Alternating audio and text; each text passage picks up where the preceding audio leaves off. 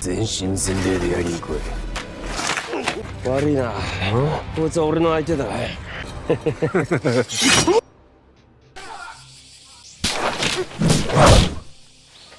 気合い入れろ。すいません。どんな相手にも全力でぶつかる。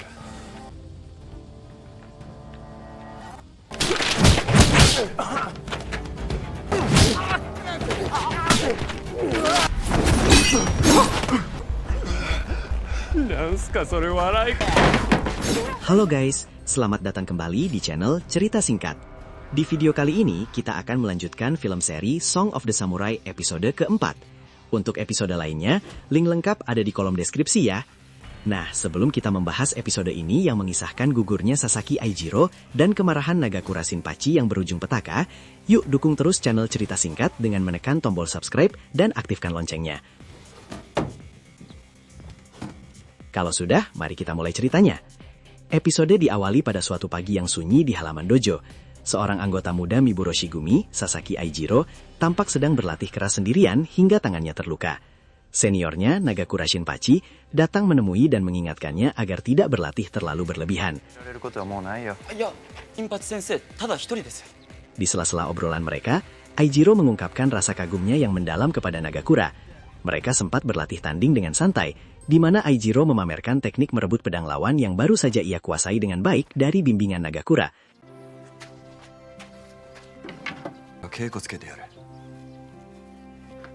Namun, kedamaian itu segera sirna. Pada malam hari di kuil Shinkenji, Aijiro yang sedang menunggu seseorang, tiba-tiba disergap secara licik dari belakang oleh seorang pembunuh misterius. Tebasan pedang yang bertubi-tubi langsung merenggut nyawanya dalam sekejap.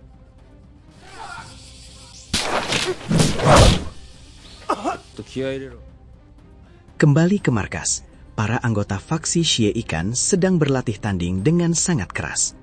Hijikata Toshizo melatih Shimadakai dengan sangat brutal tanpa menahan diri sedikit pun. Di tengah ketegangan latihan tersebut, Todo Heisuke berlari masuk dengan napas terengah-engah dan membawa kabar duka yang mengejutkan bahwa Aijiro telah tewas terbunuh. Para anggota dan petugas keamanan segera berkumpul untuk memeriksa jasad Aijiro di tempat kejadian. Melalui analisis luka, terungkap bahwa korban ditikam secara sadis dari arah belakang hingga menembus perut bagian depan. Di tengah suasana duka itu, di markas Hikan, Hijikata dan rekan-rekannya sedang membahas kematian Aijiro. Nimi Nishiki dari faksi Serizawa Kamo tiba-tiba datang. Dia masuk dengan sikap meremehkan. Ia menyebut Aijiro sebagai pecundang lemah yang tidak layak untuk diingat namanya. Nimi bahkan mengungkit aturan baru dalam kode etik pasukan, menyatakan bahwa prajurit yang terluka di punggung atau melarikan diri dari musuh sebenarnya tetap harus dihukum mati dengan ritual bunuh diri atau seppuku. Ucapan ketusi itu memicu amarah Hijikata, namun Nagakura muncul dan menahan rekan-rekannya agar situasi tidak semakin memanas. Dengan tatapan dingin dan penuh tekad, Nagakura bersumpah akan memburu bajingan yang melakukan hal tersebut dan menghabisinya dengan tangannya sendiri.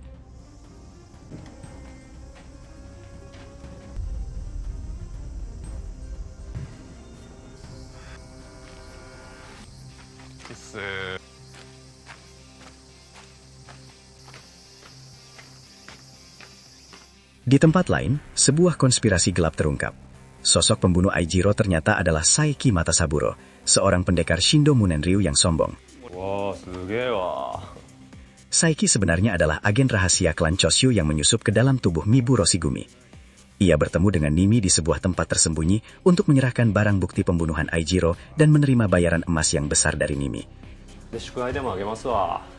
Saeki membual bahwa membunuh seorang murid kesayangan faksi Kondo sudah cukup untuk menggoyahkan kepemimpinan Kondo Isami. Di dalam ruangan, Nimi kemudian memerintahkan Yamasaki untuk terus mengawasi pergerakan Saeki. Penyelidikan mandiri membawa Nagakura ke sebuah kedai minum tempat Saeki sedang bersenang-senang dan mangkir dari tugas patrolinya tanpa mengenakan seragam kebanggaan pasukan. Nagakura duduk di hadapannya dan langsung mengonfrontasi Saeki mengenai kematian Aijiro. Ia menjelaskan bahwa pola luka tusukan pada jasad Aijiro sangat identik dengan gaya bertarung Shindo Mumenryu, yang kebetulan merupakan aliran bela diri Saeki. Nagakura juga mengungkit latar belakang Saeki yang berasal dari Choshu. Meskipun Saeki mencoba mengelak dengan tertawa ramah, pertahanannya runtuh saat Nagakura menunjuk jari kelingking Saeki yang terbalut perban.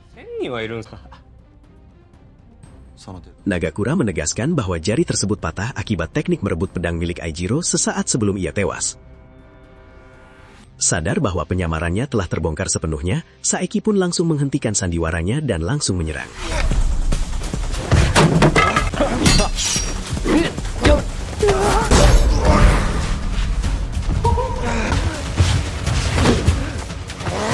Saeki yang merasa di atas angin terus meremehkan kemampuan Nagakura. Nagakura dengan emosi bertanya, mengapa Saeki harus membunuh Aijiro dengan cara yang sangat kejam, padahal pendekar sekelas dirinya bisa saja menghabisi nyawa Aijiro dalam sekali tebas.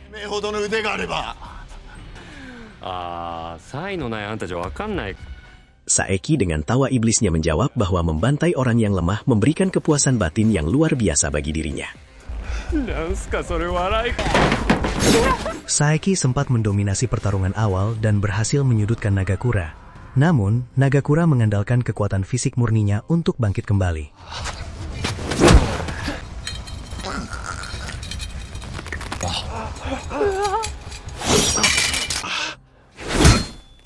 Dengan serangan balasan yang luar biasa brutal, Nagakura menghajar Saeki hingga babak belur.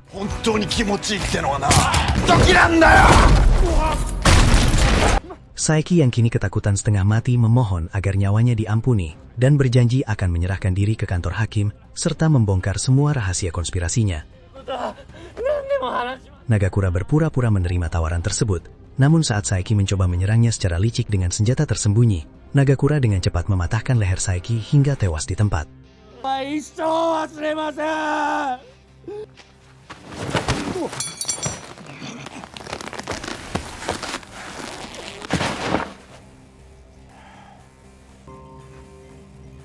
Yamazaki Susumu segera melaporkan kematian Saeki di tangan Nagakura kepada Nimi Nishiki. Nimi sama sekali tidak terkejut dan menyebut Saeki sebagai orang bodoh yang terlalu menyombongkan bakatnya sendiri. Namun di balik itu, Nimi merasa sangat gembira karena tindakan Nagakura yang melakukan duel pribadi secara ilegal telah melanggar kode etik pasukan, yang berarti karir Kondo Isami sebagai pemimpin kini berada di ujung tanduk. Para anggota faksi Sheikan lainnya berkumpul untuk memeriksa jasad Saeki. Mereka terkejut karena tidak menemukan satupun luka sabetan pedang pada tubuh Saeki, membuktikan bahwa Nagakura menghabisinya murni dengan kekuatan fisik yang luar biasa. Hijikata mengonfrontasi Nagakura, mempertanyakan mengapa ia nekat menanggung semua konsekuensi ini sendirian tanpa berkonsultasi terlebih dahulu.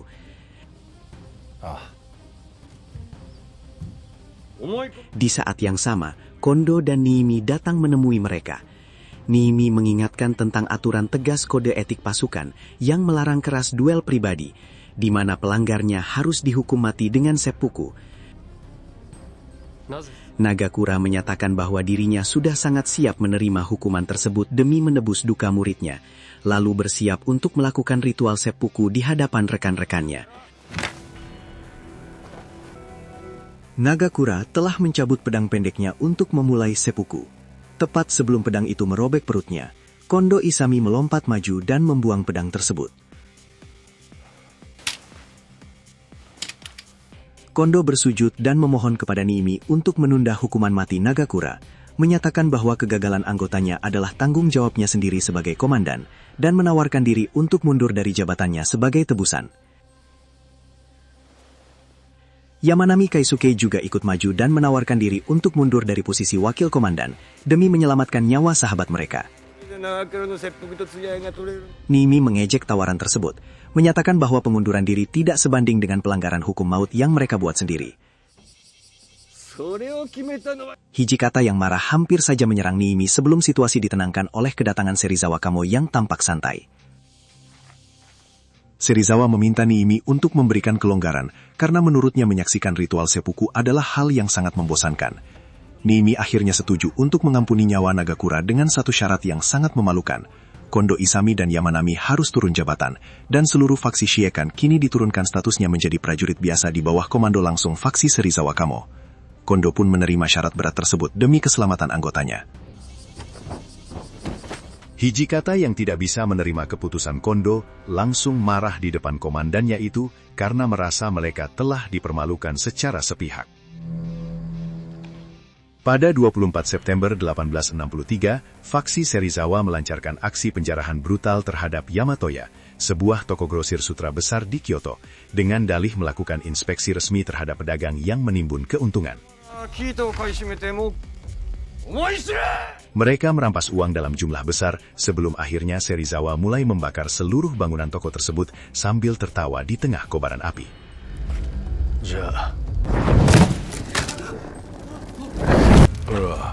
Kobaran api yang membakar toko grosir Yamatoya semakin membesar, menerangi langit malam Kyoto. Nimi Nishiki yang panik mencoba mengingatkan bahwa tindakan gila itu akan memutus sumber keuangan mereka, namun Serizawa sama sekali tidak peduli. Tada moeru, zenbu moeru.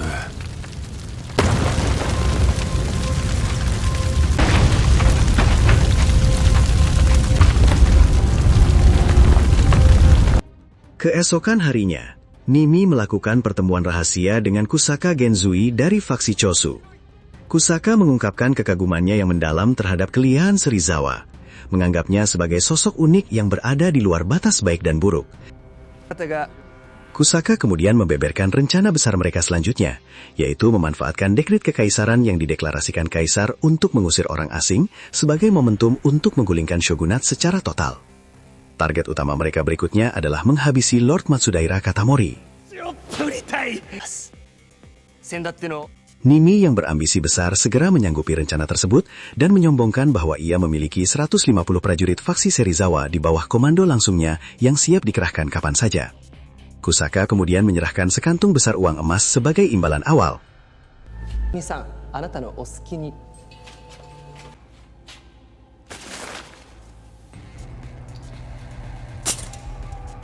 Di markas Serizawa, Yamasaki Susumu masuk ke ruangan dan memberikan secarik surat misterius setelah menerima bayaran kepingan emas.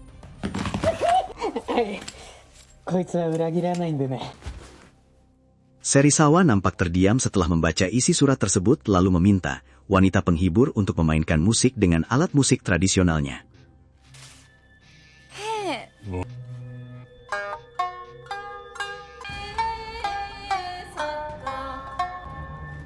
Di sisi lain, sisa-sisa faksi Shiekan masih terus berlatih dengan giat demi mempertahankan kekuatan mereka. Todo Heisuke dan Shimada Kai terlibat dalam latihan tanding yang cukup berenergi, di mana Shimada berjanji akan menahan kekuatannya di latihan berikutnya, agar Todo tidak terlalu kewalahan. Meskipun suasana tampak santai, kenyataan pahit tetap menggelayuti pikiran mereka. Hampir seluruh anggota Roshigumi kini telah berpindah ke faksi Serizawa yang bergelimang uang dan kesenangan, menyisakan hanya segelintir anggota faksi Kondo yang kini statusnya diturunkan menjadi prajurit biasa. Namun, kesedihan sesungguhnya dirasakan oleh Nagakura Shinpachi yang terus mengurung diri dan menolak untuk menyentuh makanannya sama sekali. Hijikata merasa prihatin, karena Kondo bahkan sampai harus berlutut demi menyelamatkan nyawa Nagakura dari hukuman mati. Kondo menjelaskan kepada mereka bahwa ia sama sekali tidak keberatan untuk bersujud di tanah sepanjang hari, asalkan itu bisa menyelamatkan nyawa keluarganya. Hijikata Toshizo mengekspresikan kekesalannya, karena tindakan komandannya yang berlutut membuat seluruh faksi merasa ikut terhina dan bersujud di tanah.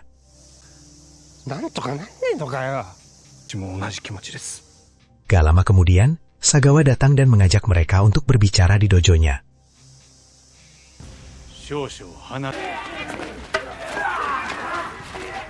Di situ Sagawa membeberkan informasi krusial bahwa klan Choshu saat ini telah menyebarkan dekret kekaisaran palsu yang mengklaim bahwa kaisar akan memimpin langsung penggulingan shogunate. Taktik kotor ini sengaja digunakan Choshu untuk menarik simpati para sekutu baru.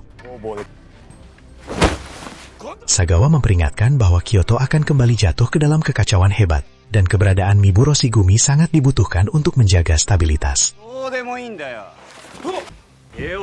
Pembicaraan serius tersebut tiba-tiba diinterupsi oleh kehadiran Matsudaira Katamori sendiri.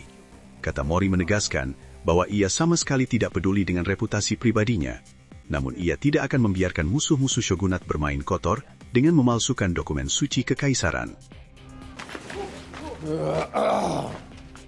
Di tengah ketegangan itu, Serizawa Kamo tiba-tiba masuk ke dalam halaman dojo dengan angkuh setelah melumpuhkan beberapa pengawal Aizu. Namun, Serizawa langsung membungkam semua orang dengan mengungkap kebenaran yang sangat mengejutkan. Serizawa membeberkan bahwa Nimi Nishiki sebenarnya adalah pengkhianat sejati yang bekerja sama dengan faksi Chosu. Ia melemparkan sepucuk surat yang tadi dia dapatkan dari Yamasaki Susumu yang ternyata adalah surat dari Kusaka Genzui yang ditujukan langsung untuk Nimi sebagai bukti konkret. Lord Katamori kemudian bertanya apa yang akan dilakukan Serizawa terhadap pengkhianat di faksinya sendiri itu. Serizawa dengan santai menjawab bahwa ia tidak akan melakukan tindakan apapun karena selama ini Nimi sangat berguna bagi kepentingannya.